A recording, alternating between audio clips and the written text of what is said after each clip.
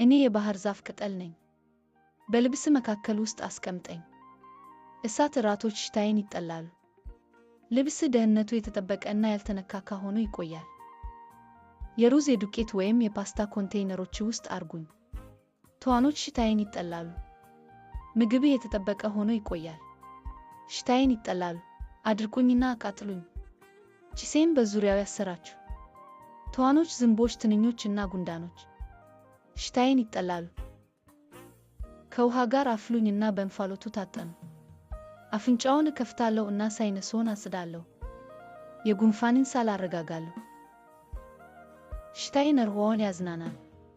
ጥቂት ቅጠሎችን ከትራስ በታች አስቀምጡ። በጣም በፍጥነት ወደ እንቅልፍዎ ይሄዳሉ። ወደ ሞቅ ያለ መታጠቢያ ጨምሩኝ። ዘይቶች የደከሙ ጡንቻዎችን ያዝናናሉ። ጭንቀቶን ያጥፍ እና ቆዳውን ያረጋጉ። የባህር ዛፍን ቅጠል ለመጠቀም 6 መንገዶችን አሳየዋችሁ። የትኛውን አታውቁም ነበር? ኮመንት ላይ ንገሩኝ። እና እንደዚህ ያሉ ተጨማሪ ቀላል ዘዴዎችን ለማግኘት ፎሎ አርጉ።